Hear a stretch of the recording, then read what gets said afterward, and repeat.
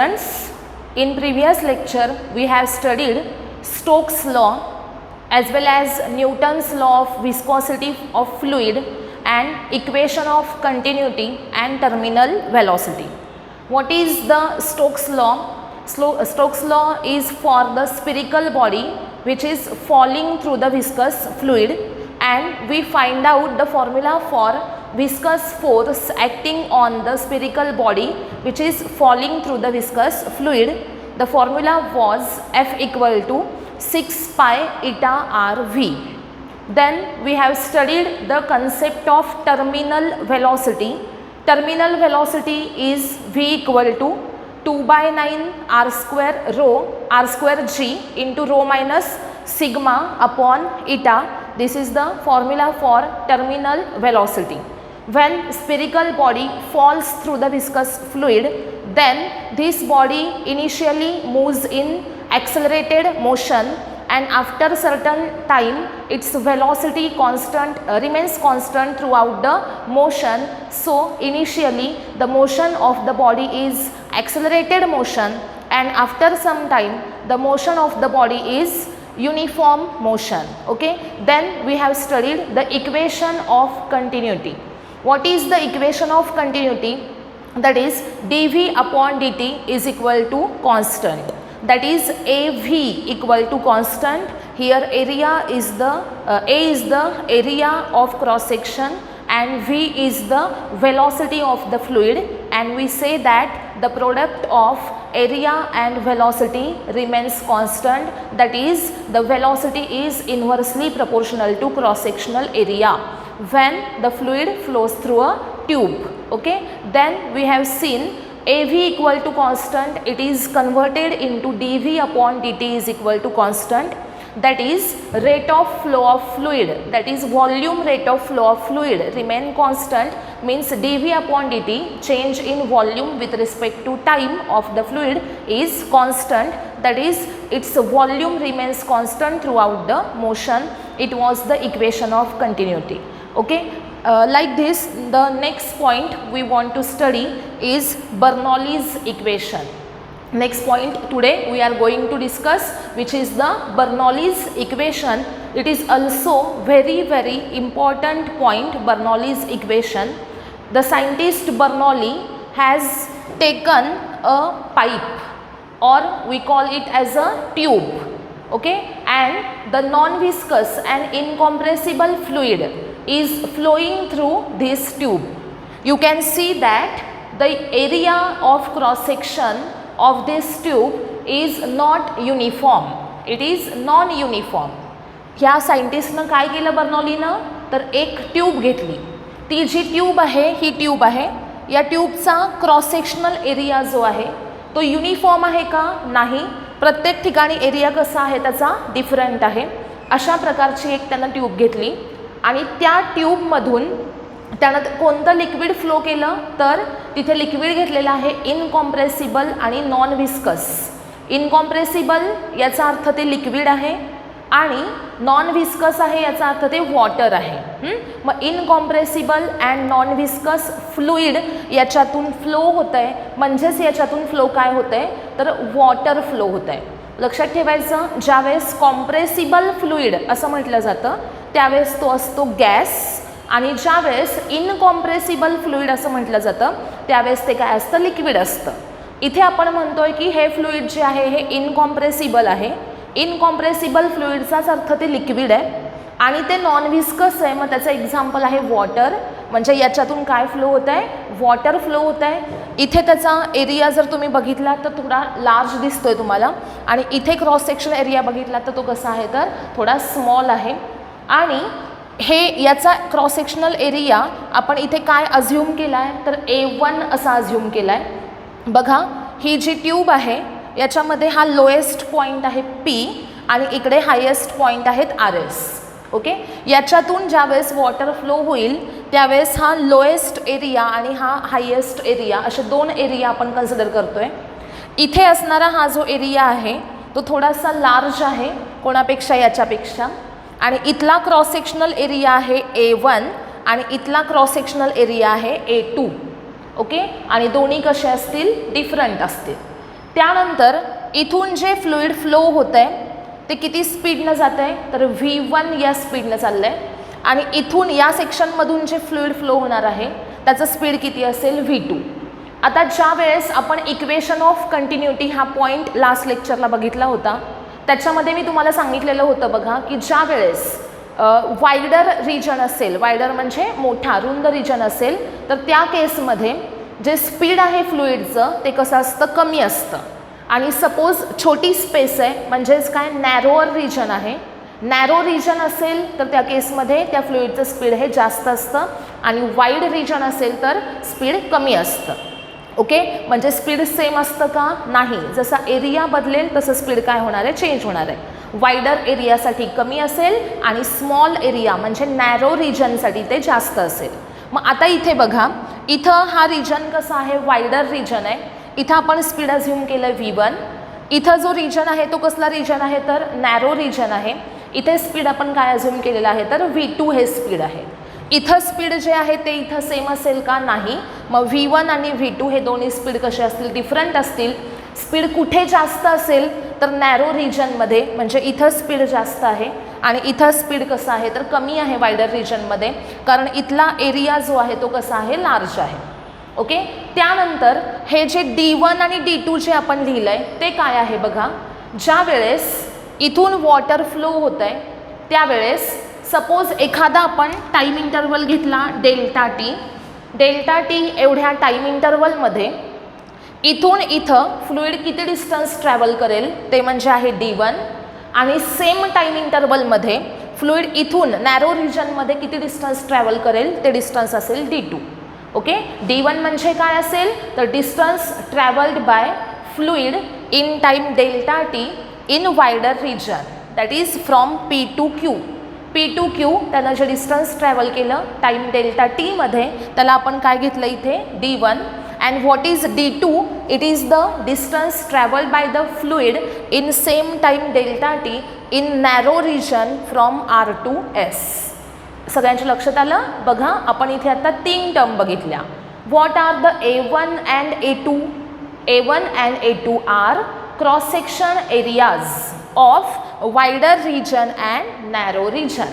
Okay, then what are the V1 and V2, the speeds of the fluid at wider region and narrow region respectively. Then what is the D1 and D2. D1 and D2 are distances traveled by the fluid in wide region and narrow region in time interval delta t. Okay, इथंपर्यंत समजलं का बघा. त्याच्यानंतर आणखीन एक term आहे याच्यामध्ये H1 आणि H2. H1 म्हणजे काय असेल, तर हा जो वायडर रिजन आहे तो या बेसपासून किती हाईटला आहे, ती हाईट म्हणजे काय असणार आहे, H1. आणि हा जो नॅरो रिजन आपण घेतोय तो या बेसपासून किती हाईटला आहे, ती हाईट म्हणजे काय असेल, H2 असेल. सगळ्या टर्म समजल्या का बघा. H1 आणि H2 म्हणजे काय आहेत, तर इथे हा वायडर रिजन म्हणजेच हा लोएस्ट पॉईंट जो आहे या ट्यूबचा तो बेसपासून किती हाईटला आहे, ती हाईट म्हणजे H1 आहे. आणि नॅरो रिजन म्हणजेच हायेस्ट पॉईंट त्या ट्यूबचा किती हाईटला आहे बेसपासून, ती हाईट काय असेल, H2 असेल. त्यानंतर आता आपल्याला बघायचं आहे की बर्नौली या सायंटिस्टनं काय सांगितलं. बर्नौलीने काय सांगितलं, तर ज्या वेळेस फ्लुइड अशा non uniform cross section area असणाऱ्या ट्यूबमधून फ्लो होतं त्यावेळेस आपल्याला माहीत आहे की स्पीड कोणत्या रिजनमध्ये जास्त असतं, तर नॅरो रिजनमध्ये स्पीड जास्त असतं आणि वायडर रिजनमध्ये स्पीड कमी असतं. बरोबर. मग आता प्रेशर कुठे कसं असेल बघा. आपल्याला असं वाटू शकतं की जिथं स्पीड जास्त तिथं प्रेशर जास्त असं आपल्याला वाटू शकतं, पण ते तसं आहे का, नाही. बर्नौलीनी काय सांगितलं, तर ज्या एरियामध्ये स्पीड कमी आहे तिथं प्रेशर जास्त आहे आणि ज्या एरियामध्ये स्पीड जास्त आहे तिथं प्रेशर कमी आहे. म्हणजे प्रेशर आणि स्पीड हे डायरेक्टली आहेत का प्रपोर्शनल, नाही. म्हणजे यांचं प्रपोर्शन कसं असलं पाहिजे, इनव्हर्स प्रपोर्शन. म्हणजेच काय, जर स्पीड डिक्रीज झालं तर प्रेशर काय होणार आहे, इन्क्रीज होणार आहे. आणि स्पीड इन्क्रीज झालं तर प्रेशर काय होणार आहे, डिक्रीज होणार आहे. मग आता मला सांगा प्रेशर जास्त कुठे असेल, जिथं स्पीड कमी असेल. मग स्पीड कोणत्या रिजनमध्ये कमी आहे, तर वायडर रिजनमध्ये स्पीड कसं आहे, कमी आहे. वायडर रिजनमध्ये स्पीड कमी आहे, त्याच्यामुळं प्रेशर इथं जास्त असेल. आणि नॅरो रिजनमध्ये स्पीड जास्त आहे, त्याच्यामुळं प्रेशर कमी असेल. आलं लक्षात? When speed increases, speed of the fluid increases, then pressure decreases. and when the speed of the fluid decreases then the pressure increases. आलं सगळ्यांच्या लक्षात? म्हणजे याच्यामध्ये प्रेशर जास्त कोणत्या रिजनमध्ये, तर वायडर रिजनमध्ये, आणि कमी कोणत्या रिजनमध्ये, तर या नॅरो रिजनमध्ये. मग आपण असं अज्युम करूयात की या रिजनमध्ये प्रेशर आहे P1. कोणत्या रिजनमध्ये, वायडर रिजनमध्ये प्रेशर फ्लुइडचं जे आहे ते किती आहे, तर P1 आहे. आणि हा जो नॅरो रिजन आहे त्याच्यामध्ये जे प्रेशर आहे ते किती असेल, तर P2 एवढं असेल. बरोबर? मग आता आपल्याला हे बर्नौलीज इक्वेशन काय आहे ॲक्च्युली हे बघायचं आहे. मग त्यासाठी बघा, पहिल्यांदा मला सांगा, इथे आपण इक्वेशन ऑफ कंटिन्युटी सपोज आपण यूज केलं. According to the equation of continuity, equation of continuity काय आहे सांगा मला, तर dV/dt इज इक्वल टू काय असतं, constant. dV/dt is equal to constant, म्हणजे change in volume of the fluid with respect to time is constant. म्हणजे व्हॉल्यूममध्ये होणारा change with respect to time हा कॉन्स्टंट आहे. मग याच्यामध्ये जर तुम्ही dt कॉन्स्टंट ठेवला, म्हणजे टाईम इंटरवल कॉन्स्टंट घेतला, if dt is equal to constant then you can say that dv is equal to constant. बघा काय सांगितलंय, इक्वेशन काय आहे, इक्वेशन ऑफ कंटिन्युटी काय आहे, तर dv/dt काय आहे, कॉन्स्टंट आहे. म्हणजे व्हॉल्यूममध्ये होणारा change with respect to time constant आहे. टाईमनुसार व्हॉल्यूममध्ये होणारा चेंज कॉन्स्टंट आहे. याचा अर्थ जर टाईम इंटरवल कॉन्स्टंट ठेवला तर व्हॉल्यूममधला चेंज कसा आहे, कॉन्स्टंट आहे. म्हणजे dv इज इक्वल टू काय आहे, कॉन्स्टंट. आता व्हॉल्यूम इज इक्वल टू काय असतं बघा, dv कॉन्स्टंट आहे आणि dv इज इक्वल टू काय असणार सांगा मला, तर सपोज मी इथे लिहिते dv1.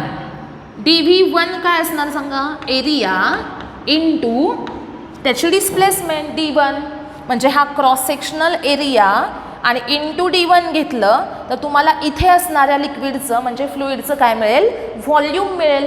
ज्यावेळेस लिक्विड P पासून Q पर्यंत जातं, किती इंटरवलमध्ये, dt या इंटरवलमध्ये, त्यावेळेस इथे जे व्हॉल्यूम आहे लिक्विडचं ते किती असेल, तर dv1 असेल. कसं फाइंड आउट करायचं, तर याचा क्रॉस सेक्शनल एरिया घ्यायचा आणि इंटू ही लेंथ घ्यायची, म्हणजे किती डिस्टन्सपर्यंत फ्लुइड आहे, किती डिस्टन्स आहे d1, म्हणजे याचं व्हॉल्यूम कसं काढायचं, area into d1 that is a1 d1. Similarly you can write as dv2 म्हणजे काय, तर R2S या सेक्शनमध्ये इथे जे फ्लुइड आहे त्याचं व्हॉल्यूम काय असेल, dv2. हे कसं काढायचं, तर a2 इंटू काय करायचं, d2, म्हणजे इथला क्रॉस सेक्शनल एरिया आणि इंटू हे डिस्टन्स, म्हणजे काय मिळेल आपल्याला, त्याचं व्हॉल्यूम मिळेल लिक्विडचं. पण इथे आपण स्टेटमेंट लिहितोय की dv इक्वल टू काय आहे, कॉन्स्टंट आहे. म्हणजे चेंज इन व्हॉल्यूम कसा राहतो, कॉन्स्टंट राहतो जर टाईम इंटरवल सेम असेल. मग तसंच आपण घेतलंय ना की इथून इथे फ्लुइड किती टाईममध्ये फ्लो होत आहे, तर dt एवढ्या टाईममध्ये. तेवढंच इथून इथे लिक्विड फ्लो होत आहे, त्याचा टाईम इंटरवल काय घेतला आहे आपण, dt's घेतला आहे. म्हणजे dt या टाईममध्ये वायडर एंडला फ्लुइड फ्लो होत आहे P2Q आणि dt या टाईम इंटरवलमध्येच नॅरो रिजनमध्ये लिक्विड फ्लो होत आहे फ्रॉम R2S. बरोबर? मग आपण काय म्हणतोय, जर टाईम इंटरवल कॉन्स्टंट असेल तर dv कसा असेल, कॉन्स्टंट असेल. जर इथे आपण टाईम इंटरवल सेम घेतला तर dv कॉन्स्टंट आहे, याचा अर्थ dv1 इज इक्वल टू काय असलं पाहिजे, dv2. ओके, म्हणजे dv1 इज इक्वल टू काय असेल, dv2 असेल. मग dv1 इक्वल टू dv2, त्याच्याऐवजी मी इथं लिहिते dv. dv1 is equal to काय असणार, dv2 असणार आणि इक्वल टू आपण काय घेतलं इथे, dv घेतलं.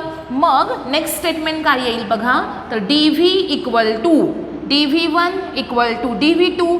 म्हणजेच D V equal to A1 is equal to A2 D2. This is our first equation. First equation आपण काय घेतलं बघा, D V is equal to काय घेतलं आहे, A1 D1 is equal to A2 D2. का तर हे स्टेटमेंट याच्यातला डी व्ही पहिल्यांदा घेतला.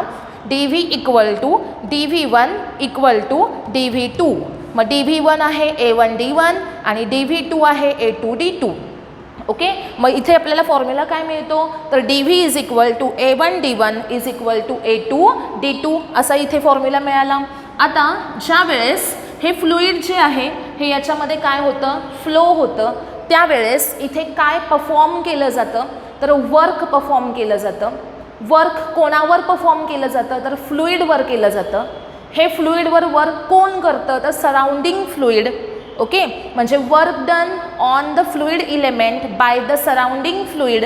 हे जर आपल्याला फाइंड आउट करायचं असेल तर वर्क इज इक्वल टू काय असतं, फोर्स इंटू डिस्प्लेसमेंट. म्हणजेच आता suppose work done in the section P2Q या सेक्शनमध्ये फ्लुईड फ्लो होण्यासाठी आता इथे डिस्प्लेसमेंट झाली, फोर्स अप्लाय झालं, प्रेशर आहे याचा अर्थ इथे काय आहे, फोर्स आहे. फोर्स आणि डिस्प्लेसमेंट आहे याचा अर्थ काय परफॉर्म झालं, वर्क परफॉर्म झालं. म्हणजे इथून इथं फ्लुईड डिस्प्लेस करण्यासाठी जे वर्क केलं गेलं ते काय असेल, W1 असेल. W1 कसं फाइंड आउट करायचं, तर फोर्स असेल सपोज F1 आणि फ्लुईडची डिस्प्लेसमेंट आहे D1. बघा इथून इथे फ्लुईड ज्यावेळेस फ्लो होईल वर्क किती केलं जाईल, W1. फोर्स इंटू डिस्प्लेसमेंट असेल, या सेक्शनमध्ये जे फ्लुईड आहे त्याच्यावर फोर्स किती आहे, तर F1 आहे आणि त्याची डिस्प्लेसमेंट झाली किती, तर D1 एवढी झाली. म्हणजे F1 इंटू काय आलं, D1. आता फोर्स इज इक्वल टू काय असतं, प्रेशर इंटू एरिया. कारण प्रेशर इक्वल टू काय, फोर्स अपॉन एरिया. मग force is equal to pressure into area. म्हणजे इथं F1च्या ऐवजी आपण असं लिहू शकतो P1 A1 D1. बघा F1 म्हणजेच काय, प्रेशर इंटू एरिया. इथं ॲक्ट होणारं प्रेशर आहे P1 इंटू याचा क्रॉस सेक्शनल एरिया आहे A1 आणि या फ्लुईडची डिस्प्लेसमेंट आहे D1. मग W1 काय मिळतं, P1 A1 D1. अशाच प्रकारे W2 फाइंड आउट करायचं आहे. W2 म्हणजे काय, तर इथून इथं फ्लुईड फ्लो होण्यासाठी जे वर्क केलं जाईल ते म्हणजे काय असेल, W2. कसं काढायचं, तर F2 D2 पुढे काय येईल बघा, P2 A2 D2 असा फॉर्म्युला मिळेल कोणाचा, W2चा. W1 आणि W2 हे या दोन सेक्शन्समधले काय आहेत, वर्क डन आहेत. मग आता नेट वर्क डन तुम्हाला काढायचं आहे की फ्लुईड इथून इथंपर्यंत जर फ्लो करायचं झालं तर टोटल वर्क डन किती झालं, तर नेट वर्क डन असेल W. नेट वर्क डन कसं फाइंड आउट कराल बघा, W इज इक्वल टू काय असेल, W1 मायनस W2. W कसा फाइंड आउट करायचा, तर W1 मायनस W2. आता W1 मधून W2 का मायनस केला, का तर इथे बघा हा फॉर्म्युला W1चा P1 A1 D1 आहे आणि W2चा फॉर्म्युला P2 A2 D2 आहे.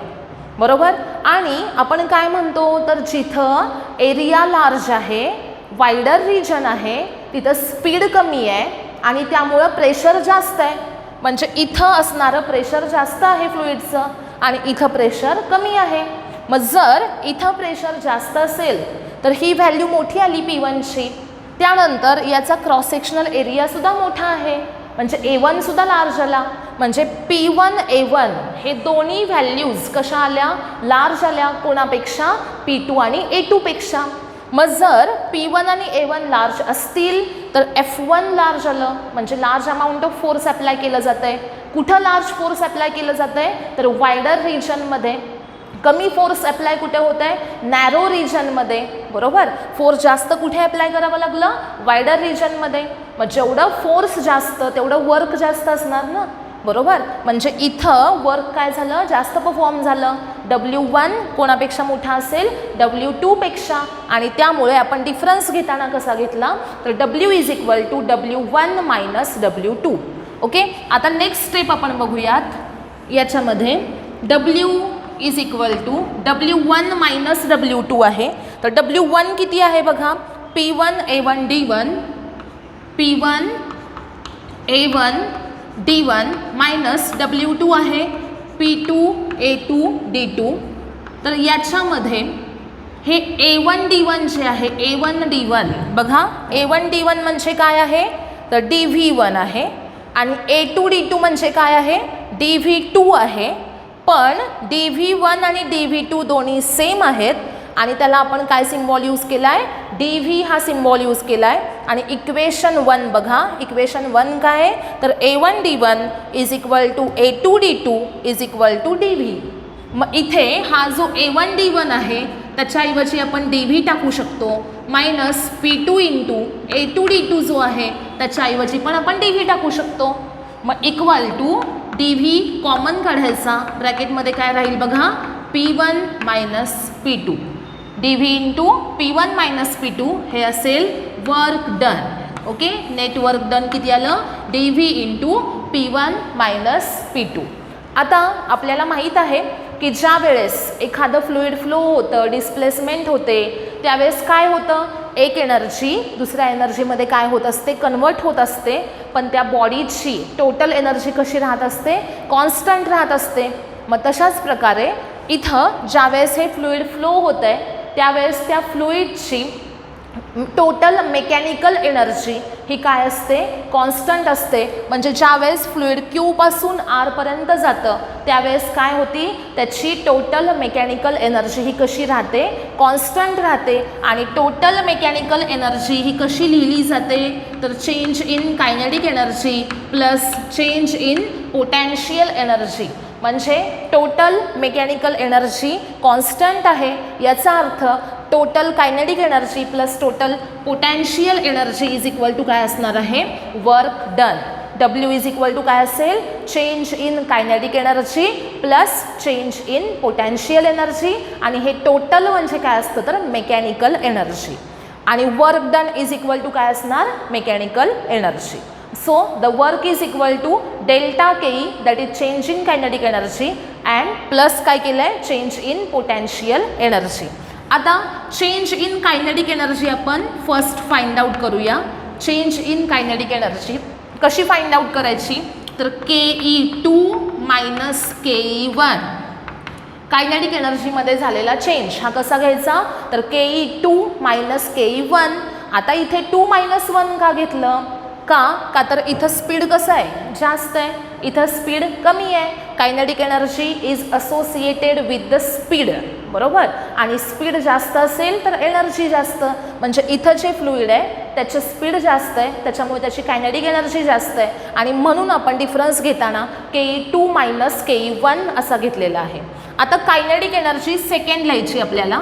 फॉर्म्युला आपल्याला माहिती आहे half mv2 square minus half mv1 square. आता इथे हे जे मासेस आहेत m2 v2 square m1 v1 square असं मी घेते. Half m2 v2 square minus काय असेल हाफ m1 v1 स्क्वेअर. आता मला सांगा मास इज इक्वल टू काय असतं तर volume into density. Mass is equal to काय असणार आहे व्हॉल्यूम. म्हणजे इथं मी लिहिते मासच्या ऐवजी व्हॉल्यूम काय असणार तिथे DV इथं 2 असेल. त्यानंतर डेन्सिटी असेल ρ2 इंटू काय असेल V2 स्क्वेअर मायनस इथे half mass is equal to volume into density आणि इंटू V1 स्क्वेअर. बघा काय केलं आपण हाफ m2 v2 स्क्वेअर म्हणजे फायनल कायनेटिक एनर्जी नॅरो रिजनमध्ये. हाफ m1 v1 स्क्वेअर म्हणजे इनिशियल कायनेटिक एनर्जी वायडर रिजनमध्ये. Mass is equal to volume into density. m2 म्हणजे इथं असणाऱ्या फ्लुइडचं मास आहे. मास कसं काढायचं तर व्हॉल्यूम इंटू डेन्सिटी करायचं. इथं व्हॉल्यूम काय आहे DV2 आणि डेन्सिटी काय असेल ρ2. त्यानंतर m1 म्हणजे काय इथं जे फ्लुइड आहे त्याचं मास ते कसं फाइंड आउट करायचं तर इथलं व्हॉल्यूम आहे V1 आणि इंटू त्याची डेन्सिटी किती आहे ρ1 आणि इंटू V1 स्क्वेअर. आता याच्यामध्ये half DV rho into V2 square minus half DV rho into V1 square. आता हे असं का केलं बघा DV2 ρ2 DV1 ρ1 असं होतं ना.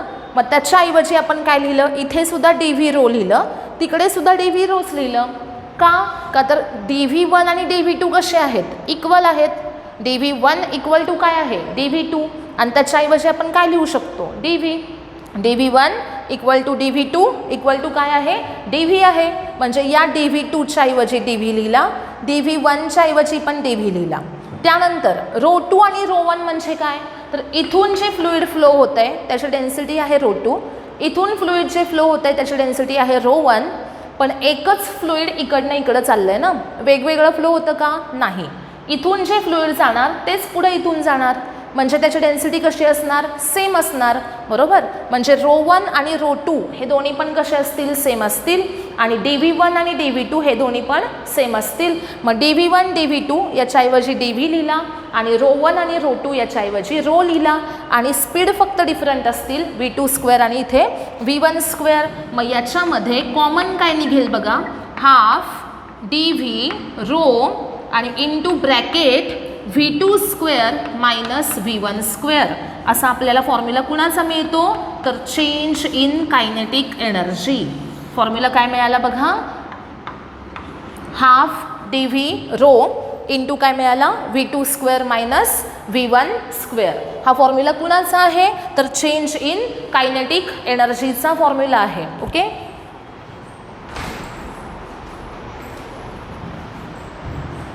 आता आपल्याला नेक्स्ट काय बघायचं आहे, तर W इज इक्वल टू आपण काय लिहिले बघा, delta KE plus delta PE, बरोबर. मग याच्यातला डेल्टा KE आपल्याला मिळाला, म्हणजे चेंज इन कायनेटिक एनर्जी मिळाली. आता फाइंड आउट काय करायची आहे, change in potential energy. Okay. Diagram सगळ्यांच्या लक्षात आहे ना, डायग्रॅम मी आता इथे जरा रफ करते. नेक्स्ट पार्ट आपल्याला इक्वेशनचा बघायचा आहे. बघा आता फाइंड आउट काय करायचं आहे आपल्याला, तर चेंज इन पोटेन्शियल एनर्जी काय असेल, तर फॉर्म्युला असेल PE2 मायनस PE1. PE2 कशी लिहायची, mgh2, m2gh2 मायनस m1gh1 असा फॉर्म्युला असेल. मग याच्यामध्ये सेम तसंच m2च्या ऐवजी आपण काय लिहिलं बघा, तिथे m2 इज इक्वल टू काय लिहिलं होतं, dv2 रो 2 असं लिहिलं होतं ना. आणि नेक्स्ट स्टेपमध्ये परत काय लिहिलं आहे, तर dv रो, म्हणजे या m2च्या ऐवजी आपण dv रो असं लिहू शकतो, इंटू g आणि इंटू h2 मायनस m1. बघा m1च्या ऐवजी आपण लिहिलं आहे dv1 रो 1, पण त्याला परत खाली काय लिहिलं आहे, dv1च्या ऐवजी लिहिला dv आणि रो 1च्या ऐवजी लिहिला रो. म्हणजे m1 सुद्धा काय आहे, तर dv इंटू रो आहे इंटू g इंटू h1. बघा m2gh2 मायनस m1gh1, m2च्या ऐवजी volume into density dv rho into gh2 minus m1च्या ऐवजी dv रो इंटू gh1. याच्यातला कॉमन काय निघेल बघा, dv रो g आणि इंटू काय येईल, तर h2 minus h1, dv rho g into h2 minus h1. This is equation number 4. It is the change in potential energy. आता वरचं जे इक्वेशन आहे बघा, इथे एक आपण इक्वेशन लिहिलं आहे की W इज इक्वल टू काय असतं, delta KE plus delta PE. मग W इज इक्वल टू असेल delta KE plus delta PE equal to delta KE किती आहे बघा, half into dv into rho into v2² minus v1² minus v1² plus delta PE किती आहे बघा, dv into rho g into h2 minus h1. हे आपल्याला मिळालं work done. आता हे जे वर्क डन आहे याला इक्वेशन नंबर आपण किती टाकूयात, इथे 5. आता इक्वेशन 2 आणि 5 बघा, फ्रॉम इक्वेशन्स 2 अँड 5.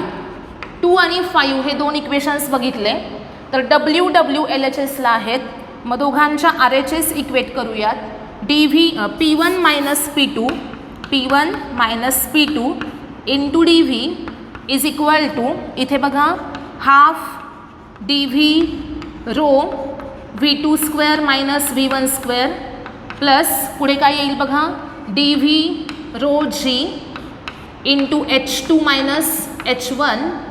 आता सपोज या इक्वेशनला टोटल डी व्हीनं डिव्हाइड केलं तर P1 minus P2 is equal to half rho V2 square minus V1 square plus इथे डी व्ही कॅन्सल झाला रो जी H2 मायनस H1 असा फॉर्म्युला मिळाला. पुढे येईल बघा P1 minus P2 equal to half rho V2 square minus half rho V1 square plus rho G H2 minus rho G H1. Okay, आता 1 वाले एका साईडला घ्या, 2 वाले एका साईडला ठेवा. मग काय येईल, इथं येईल P1 इकडचा हा इकडे आला प्लस हा मायनस जो आहे इकडे येऊन प्लस होईल half rho V1 square plus ही जी टर्म आहे ती इकडे आणा plus rho G H1 is equal to इथे काय काय येईल बघा P2 प्लस पुढे काय येणार half rho V2 square plus rho जी H2. आता इथे हे जे रिलेशन आपल्याला मिळालं हे रिलेशन खूप महत्त्वाचं आहे. याच्यावरून आपल्याला स्टेटमेंट सांगायचं आहे. काय आहे बघा P1 plus half rho V1 square plus rho G H1 is equal to P2 plus half rho V2 square plus rho G H2. आता इथं P1 आणि P2 म्हणजे काय आहेत तर प्रेशर आहेत. Half rho V1 square half rho V2 square या काय आहेत कायनेटिक एनर्जी आहेत. रो जी H1 रो जी H2 हे काय आहे तर पोटॅन्शियल एनर्जी आहे. त्यासाठी आपल्याला हे स्टेटमेंट बघावं लागेल. बघा हे स्टेटमेंट एक. आता इथे आपण थोडंसं रफ करूया. सिक्वेन्स बघा काय काय केलं. पहिल्यांदा इक्वेशन ऑफ कंटिन्युटी घेतलं D V upon D T constant. त्याच्यावरून टाईम इंटरवल कॉन्स्टंट असेल तर चेंज इन व्हॉल्यूम कॉन्स्टंट आहे. मग DV1 आणि DV2 हे दोन्ही सेम असतील. DV1 इक्वल टू DV2 म्हणजेच DV असेल आणि which is equal to A1D1 equal to A2D2 असेल. त्यानंतर वर्क डन फाइंड आउट केले W1 आणि W2 वायडर आणि नॅरो रिजनमध्ये. फोर्स इंटू डिस्प्लेसमेंट हा फॉर्म्युला घेतला. मग P1 इंटू A1D1 फोर्स म्हणजे P1A1 इंटू D1 म्हणजे डिस्प्लेसमेंट. अशा प्रकारे 2 वर्क डन फाइंड आउट केले. नेट वर्क डन कसं काढलं W1 मायनस W2 कारण W1 ग्रेटर आहे W2 पेक्षा. डिफरन्स घेतला. त्यानंतर डिफरन्स घेतल्यानंतर आपल्याला आन्सर मिळतं DV into P1 minus P2. पण work done is equal to काय असतं delta KE plus delta PE. मग डेल्टा KE कसा फाइंड आउट केला change in kinetic energy final minus initial kinetic energy. हे सगळं सॉल्व केल्यानंतर आपल्याला आन्सर मिळालं. त्यानंतर change in potential energy find out केला याचं हे आन्सर मिळालं. आणि हे जे दोन्ही आहेत डेल्टा KE डेल्टा PE ते त्या इक्वेशनमध्ये पुटअप केले. ॲडिशन झाल्यानंतर आपल्याला हे एक इक्वेशन मिळालं. हे इक्वेशन नंबर 5 इक्वेशन 2 सोबत कंपेअर केलं. कंपेअर केल्यानंतर जे इक्वेशन्स मिळालेले आहेत ते इथं मी लिहिते आता. आणि मग त्याच्यावरून आपल्याला सांगायचं आहे की स्टेटमेंट काय येतं. Okay,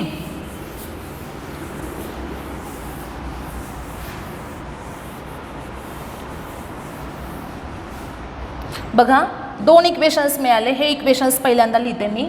P1 minus P2 is equal to half rho V2 square minus V1 square plus rho G H2 minus H1 असं एक इक्वेशन मिळालं. आता याच्यावरून स्टेटमेंट काय येतं ते सांगते. पहिल्यांदा P1 मायनस P2 आणि इंटू इथे मल्टिप्लाय काय होतं DV होतं ना. बघा हे equation P1 minus P2 into काय होतं DV होतं. ह्या टर्मला सुद्धा DVनी मल्टिप्लाय केलेलं होतं आणि या टर्मला सुद्धा DVनं मल्टिप्लाय केलेलं होतं. म्हणजे हे रीड करताना तुम्ही हे काय काय म्हणणार आहे ह्याला तर हे वर्क डन आहे. P1 minus P2 into DV हे काय आहे वर्क डन आहे. हे काय आहे तर चेंज इन कायनेटिक एनर्जी. आणि हे जे आहे हे काय आहे चेंज इन पोटॅन्शियल एनर्जी. म्हणजे ज्या वेळेस या इक्वेशनला प्रत्येक टर्मला तुम्ही DVनं मल्टिप्लाय करता त्यावेळेस काय येतं तर इथं DVनं मल्टिप्लाय केलं तर ते येतं वर्क. इथं DVनं मल्टिप्लाय केल्यावर येतं चेंज इन कायनेटिक एनर्जी. आणि इथं DVनं मल्टिप्लाय केलं की काय येतं चेंज इन पोटॅन्शियल एनर्जी. मग आता P1 मायनस P2 याला DVनं मल्टिप्लाय केलं नाही आहे ना. त्यातला DV आपण काय केला काढून टाकला त्याला डिव्हाइड केलं. म्हणजे P1 minus P2 into D v, ही टर्म कशी होती तर P1 minus P2 into D V असं होतं ना. आणि तुम्ही काय केलं तर त्याला डी व्हीनं डिव्हाइड केलं. मग हे आहे काय तर वर्क डन आहे ना, आणि अपॉन काय केलं तुम्ही डी व्ही केलं. हे असं होतं, त्याला डी व्हीनं डिव्हाइड केलं म्हणजे वर्कला डी व्हीनं डिव्हाइड केलं. म्हणजे हे काय आहे तर work done per unit volume of the fluid.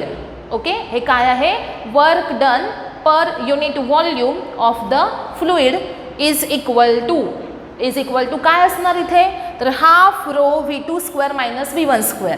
आता ही जी टर्म आहे ही अशी होती half rho dV V2² minus V1² आणि ही टर्म इंडिकेट करते डेल्टा KE. मग याला सपोज तुम्ही डी व्हीनं डिव्हाइड केलं, मग हा डी व्ही निघून जातो, इथं डी व्ही येत नाही. मग हे काय येतं change in kinetic energy per unit volume. बरोबर. थर्ड टर्म बघा rho G H2 minus H1 into D V, हे म्हणजे आहे delta P change in potential energy. ह्याला तुम्ही डी व्हीनं डिव्हाइड केलं तर इथे पण डी व्हीनं डिव्हाइड झालं, म्हणजेच काय झालं ते तर change in potential energy per unit volume. मग आता याच्याऐवजी आपण काय लिहू शकतो तर work done per unit volume equal to, याच्याऐवजी काय लिहू शकतो change in kinetic energy per unit volume, आणि इथं काय change in potential energy per unit volume असं ते असेल. बरोबर. म्हणजे ही टर्म आहे work done per unit volume, ही टर्म आहे change in kinetic energy per unit volume, आणि ही टर्म आहे change in potential energy per unit volume. मग आता याच्यामध्ये बघा हे स्टेटमेंट काय असेल, याचं स्टेटमेंट काय असेल तर work done per unit volume of fluid is equal to sum of change in kinetic energy and potential energy per unit volume. Okay. Statement बघा बर्नॉलीज इक्वेशनचं स्टेटमेंट काय आहे, हे आहे Bernoulli's equation P1 minus P2 equal to half rho V2² minus V1² plus rho G H2 minus H1. Read कसं करायचं तर work done per unit volume is equal to sum of change in kinetic energy per unit volume and change in potential energy per unit volume. समजलं सगळ्यांना. हे झालं काय statement झालं Bernoulli's इक्वेशनचं. आणि हे पुढे स्प्लिट करून इथे मी कसं लिहिलं होतं तर P1 plus half rho V1² plus rho G H1 is equal to P2 plus half rho V2² plus rho G H2 असं इक्वेशन आलं ना. हे इक्वेशन स्प्लिट केल्यानंतर हे असं मिळतं आपल्याला. म्हणजे इथं तुम्ही असं म्हणू शकता की P plus half rho V² plus rho GH is equal to काय असलं पाहिजे कॉन्स्टंट. जर 1 इक्वल टू 2 अशा फॉर्ममध्ये इक्वेशन मिळत असेल तर आपण काय म्हणूया तर P plus half rho V² plus rho GH is equal to काय असेल कॉन्स्टंट. म्हणजे इथं आहे सम, कशाची सम आहे सम ऑफ प्रेशर त्यानंतर kinetic energy per unit volume and potential energy per unit volume is equal to constant. हे alternate statement झालं. म्हणजे याच्यावरून तुम्ही हे स्टेटमेंट सांगू शकता आणि हे जे स्टेटमेंट आहे याच्यावरून हे स्टेटमेंट सांगू शकता. आणि हे दोन्ही स्टेटमेंट करेक्ट स्टेटमेंट आहेत. फर्स्ट स्टेटमेंट काय सांगू शकता work done per unit volume is equal to sum of change in kinetic energy per unit volume and change in potential energy per unit volume. किंवा त्याच्याऐवजी असं म्हणू शकता की sum of pressure kinetic energy per unit volume and potential energy per unit volume remain constant for the flow of incompressible and non-viscous fluid through a non-uniform tube. हे कुणासाठी आहे तर incompressible non viscous fluid ज्यावेळेस non uniform cross section area असणाऱ्या ट्यूबमधून flow होतं त्यावेळेस हे principal applicable आहे. कोणतं बर्नॉलीज इक्वेशन. बर्नॉलीज इक्वेशन सगळ्यांना समजलं का बघा काय आहे तर हे स्टेटमेंट याच्यावरून हे सांगू शकता, हे जे स्टेटमेंट आहे याच्यावरून हे सांगू शकता. मग P plus half rho V square plus rho G H is equal to काय मिळतं कॉन्स्टंट मिळतं. आणि म्हणजेच काय तर P1 minus P2 equal to half rho V2 square minus V1 square plus rho G H2 minus H1. This is the Bernoulli's equation. It is very very important. Okay. Now our next point is Torricelli's law. It is the application of Bernoulli's equation. Bernoulli's equation, Bernoulli's principle याचं हे काय आहे application आहे. म्हणजे याच्यामध्ये बर्नॉलीजचं equation use केलं जाईल आणि त्याच्यावरून काय फाइंड आउट केलं जाईल तर व्हेलॉसिटी ऑफ एफ्लक्स. म्हणजे Torricelli's law it is used for to find the velocity of efflux and it is the application of Bernoulli's principle. म्हणजे याच्यामध्ये टोरिसेली नावाचा हा एक सायंटिस्ट आहे. या सायंटिस्टने बर्नॉलीजचं इक्वेशन यूज करून एफ्लक्सचं व्हेलॉसिटी फाइंड आउट केली आणि ती जी व्हेलॉसिटी आहे ती velocity equal to velocity of freely falling body आहे. हे आपल्याला इथे प्रूव्ह करायचं आहे. म्हणजे velocity of efflux is equal to velocity of freely falling body असं त्याचं स्टेटमेंट आहे. पण ते स्टेटमेंट आपण लास्टला बघूयात. म्हणजे व्हेलॉसिटी काय येते त्याच्यावरून मी तुम्हाला ते स्टेटमेंट सांगते. ओके. काय केलं बघा त्यानं तर अशा प्रकारे एक ओपन कंटेनर आहे. ओपन कंटेनर म्हणजे तो वरच्या साईडला ओपन आहे. त्या कंटेनरमध्ये इथे वॉटर घेतलं आहे आणि याला इथं या बॉटमला एक ओरिफिस आहे. ओरिफिस म्हणजे काय हे जे आहे इथं ह्याला काय म्हणायचं तर ओरिफिस असं म्हणायचं. तर ओरिफिस म्हणजे काय तर होल आहे तिथं ओपन एंड आहे. त्याच्यातून वॉटर काय केलं जाईल आउटसाईडला फ्लो होईल. बघा कंटेनर आहे, कंटेनरमध्ये पाणी घेतलं, त्याला कुठे जरी होल असेल तर त्या होलमधून पाणी काय होणार आहे तर आउटसाईडला फ्लो होणार आहे. बरोबर. मग ते जे होल आहे त्याला सायंटिफिकली नेम काय आहे तर ओरिफिस असं नेम आहे. आणि त्या होलमधून जे वॉटर बाहेर फ्लो होत आहे त्याला काय म्हटलं जाईल तर एफ्लक्स असं म्हटलं जाईल.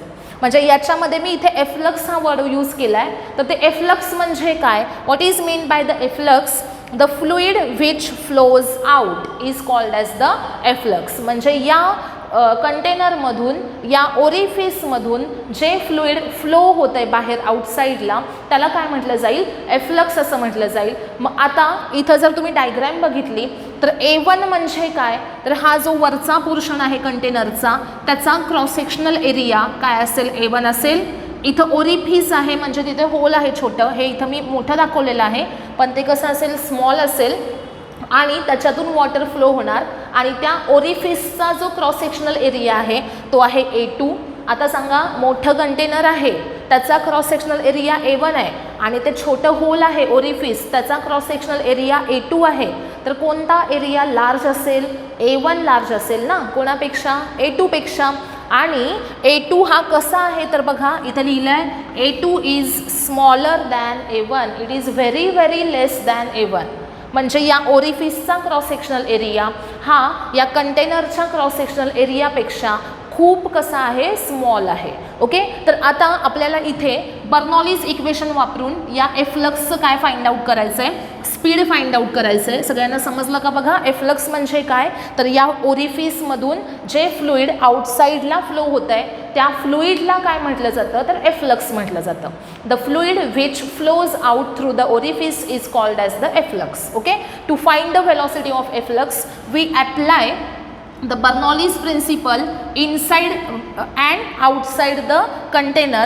म्हणजे पहिल्यांदा इथं या पॉईंटला तुम्ही बर्नॉलीज प्रिन्सिपल अप्लाय कराल आणि इथं या ओरिफिसच्या इथे बर्नॉलीज प्रिन्सिपल अप्लाय कराल. म्हणजे इथं एका साईडला फ्री सरफेसला तुम्हाला काय करायचं आहे बर्नॉली इक्वेशन अप्लाय करायचं आहे आणि दुसऱ्या साईडला तुम्हाला काय करायचं आहे तर इथं हे जे आहे हा एरिया म्हणजेच हा ओरिफिस इथं तुम्हाला बर्नॉलीज इक्वेशन अप्लाय करायचं आहे. मग दोन्ही साईडला सपोज तुम्ही बर्नॉलीज इक्वेशन अप्लाय केलं तर बर्नॉलीज इक्वेशनमध्ये P1 प्लस काय असतं half rho V1 square plus rho G H1 is equal to काय असतं P2 plus half rho V2 square plus rho जी H2 हे आहे Bernoulli's equation.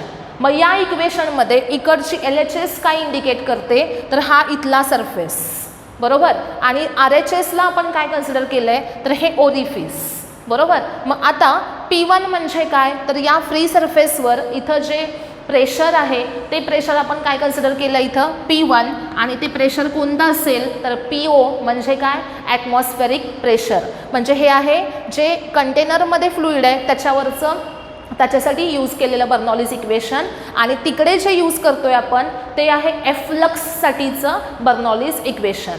It is for the fluid in the container and it is for the efflux. म्हणजे कंटेनरमध्ये free सरफेसवर जे fluid आहे त्याला किती प्रेशर ॲक्ट होत आहे, तर P0 म्हणजे ॲटमॉस्फेरिक प्रेशर त्याच्यावर ॲक्ट होत आहे, plus half rho V1² as it is ठेवूयात, प्लस हा जो फ्री सरफेस आहे त्याची बॉटमपासूनची हाईट किती आहे बघा, H1 म्हणजे काय, या बॉटमपासून हा जो फ्री सरफेस आहे तो किती हाईटवर आहे, तर H या हाईटवर आहे. म्हणजे H1 इक्वल टू काय टाकायचं आहे आपल्याला, H टाकायचं आहे, which is equal to P2 म्हणजे काय, तर एफ्लक्स जे आहे त्याच्यावर ॲक्ट होणारं प्रेशर. एफ्लक्स म्हणजे या कंटेनरमधनं हे फ्लुइड बाहेर यायला लागलं आहे, बरोबर. कंटेनरमधून हे इथं काय पाईप नाही आहे, ही पाईप आहे का, नाही, हे एवढाच कंटेनर आहे, इथं होल आहे आणि ह्या होलमधनं हे वॉटर बाहेर पडतं आहे, आणि ह्या वॉटरला हे जे होल आहे ह्याला तुम्ही ओरिफिस म्हणता, आणि हे जे फ्लो होतं आहे ते म्हणजे काय आहे, तर एफ्लक्स आहे, बरोबर. म्हणजे हे जे फ्लुइड आउटसाईडला फ्लो झालं या कंटेनरमधून त्याच्यावर ॲक्ट होणारं प्रेशर कोणतं, तर ॲटमॉस्फेरिक प्रेशर. ते कुणाच्या कॉन्टॅक्टमध्ये आलं, डायरेक्टली ॲटमॉस्फिअरच्या कॉन्टॅक्टमध्ये, मग त्यामुळे त्याच्यावर ॲक्ट होणारं प्रेशरसुद्धा काय असेल, ॲटमॉस्फेरिक प्रेशर. बघा, फ्री सरफेसवर ॲक्ट होणारं प्रेशर ॲटमॉस्फेरिक P0, त्यानंतर या कंटेनरच्या या ओरिफिसमधनं फ्लुइड फ्लो झालं ते सुद्धा डायरेक्ट ॲटमॉस्फिअरच्या कॉन्टॅक्टमध्ये येतं, त्याच्यावर ॲक्ट होणारं प्रेशरसुद्धा काय असेल, ॲटमॉस्फेरिक प्रेशर P0 असेल, प्लस एफ्लक्सचं स्पीड काय आहे V2, मग त्यामुळे पुढे काय आलं, हाफ रो V2², आणि प्लस ही टर्म जी आहे पुढची ती असणार 0. 0 का येणार, का तर या बेसपासून तुम्ही इथं फ्री सरफेसची हाईट H1 घेतली, पण ओरिफिस बेसवरच आहे ना, म्हणजे ओरिफिसचं बेसपासूनचं डिस्टन्स किती, ओरिफिस आहे बेसवरच, मग बेसपासूनचं डिस्टन्स किती झालं त्याचं, 0 झालं. म्हणजे हाईट किती झाली, 0 झाली. मग H2 0 असेल तर त्याच जागी इथं पुटअप केलं तर रो G × 0 आन्सर काय असेल, 0. याच्यामध्ये आपण पुटअप काय केलं बघा, तर H1च्या ऐवजी H टाकलं, H2च्या इथे 0 पुटअप केलं, आणि P1 equal to P2 equal to काय असणार आहे, P0. एवढ्या व्हॅल्यू आपण याच्यामध्ये पुटअप केल्या. H1 म्हणजे आहे H, H2 आहे 0, आणि त्यानंतर P1 आणि P2 किती आहेत, तर P0 आहेत. इक्वेशनमध्ये बघितलं तर इकडे P0 आहे, इथं P0 आहे, हे दोन्ही काय झाले, कॅन्सल झाले. राहील काय बघा, half rho V1² plus rho GH is equal to काय असेल, हाफ रो V2². ओके, मग याच्यामध्ये जर टोटल इक्वेशनला 2 न मल्टिप्लाय केलं तर येईल rho V1² plus 2 rho GH, rho V1² plus 2 rho GH plus rho equal to काय येईल बघा, रो V2². बघा, rho V1² plus 2 × rho GH is equal to काय असेल, इथं रो × V2². मग याच्यामध्ये रो सगळीकडे काय झालं, कॅन्सल झाला. म्हणजे इक्वेशनला या टोटल रोनं जर डिव्हाइड केलं तर काय येईल, V1² plus 2 GH is equal to काय असेल, V2². बरोबर.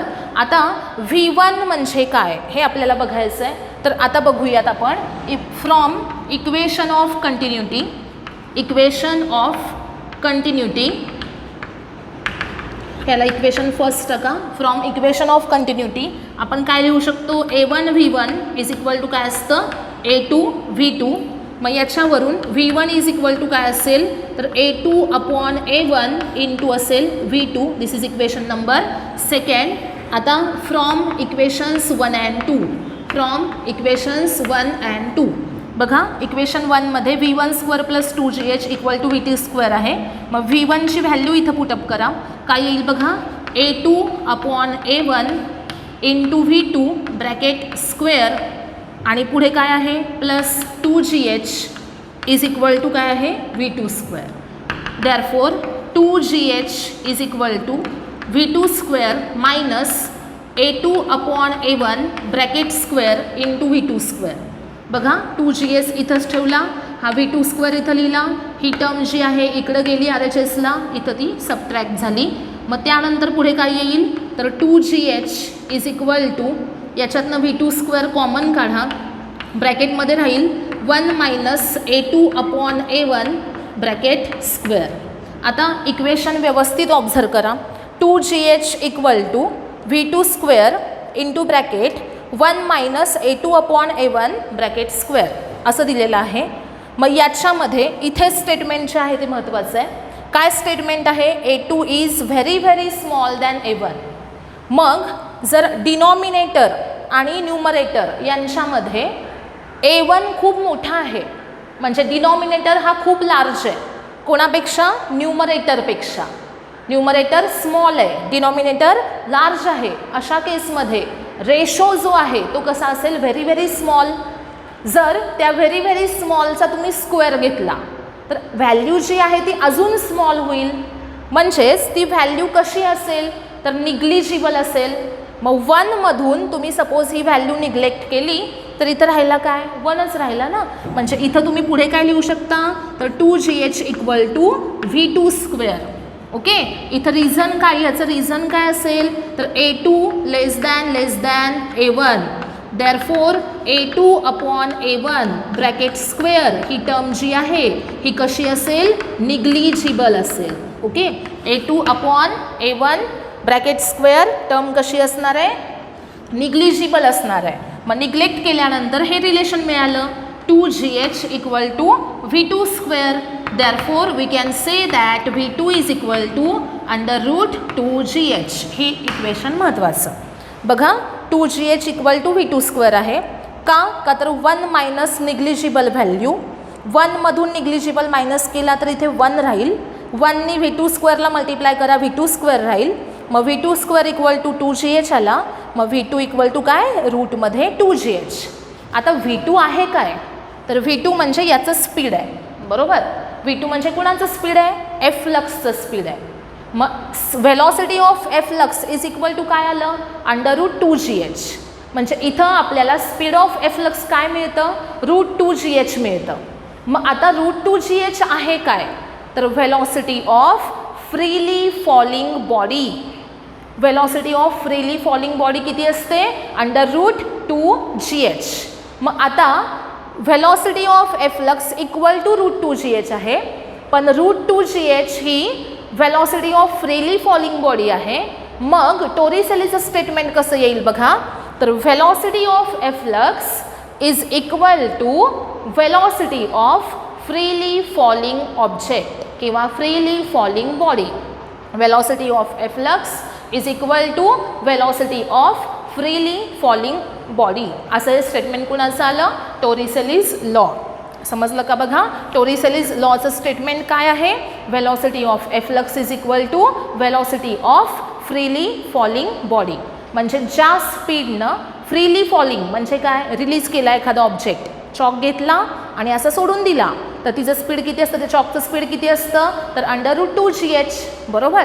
मग तशाच प्रकारे कोणताही फ्रीली फॉलिंग ऑब्जेक्ट आहे सर्टन हाईटवरून रिलीज केला असेल तो अंडर ग्रॅव्हिटी मोशनमध्ये जाईल, बरोबर. मग अशा केसमध्ये आपण इनिशियल व्हेलॉसिटी U0 घेतो आणि त्यामुळे फायनल व्हेलॉसिटी किती येते? √2GH येते, बरोबर. आणि ती कुणाची व्हेलॉसिटी असते? फ्रीली फॉलिंग बॉडीची व्हेलॉसिटी असते आणि ती इक्वल टू काय आली? Velocity of efflux. This is the Torricelli's law.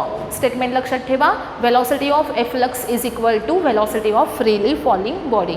This is an application of Bernoulli's equation. Okay.